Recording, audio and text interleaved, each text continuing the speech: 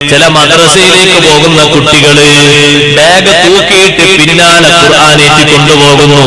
പറ്റൂല മുസ്ലിമേ, ഖുർആനിനോടുള്ള അപമര്യാദയാണ്.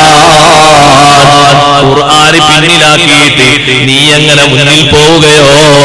ഖുർആൻ ഇമാമല്ലേ, മുന്നിൽ വേണ്ടത് ഖുർആനല്ലേ. നിന്റെ ഇമാം ആരാണെന്ന് ചോദിക്കുമ്പോ നീ ഉത്തരം പറയുന്നത് വൽ ഖുർആൻ ഇമാമി, ഖുർആൻ എന്റെ ഇമാമാണ്. ഇമാമ മുന്നിലാ വേണ്ടത്.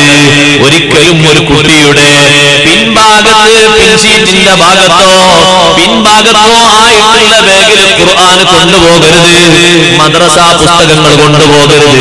അതുകൊണ്ടാ ഇൽമിന്റെ കുറവ്, അതുകൊണ്ടാ ബുദ്ധിയുടെ കുറവ്, അതുകൊണ്ടാ ഉന്നതിയിലേക്ക് എത്താത്തത്.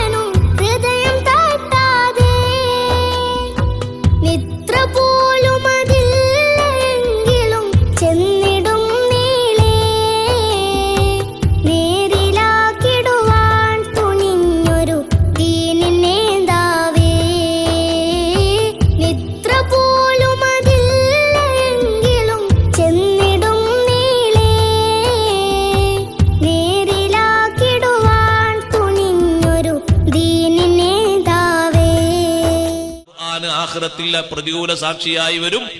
എന്നിട്ട് ഖുർആൻ പറയും, ഇവൻ എന്റെ വീട്ടിൽ, അവന്റെ വീട്ടിൽ കൊണ്ടുവന്ന് 10 വർഷം എന്നെ പൂട്ടിയിട്ടു, ഒരു ജുസ് പോലും ഓതിയിട്ടില്ല.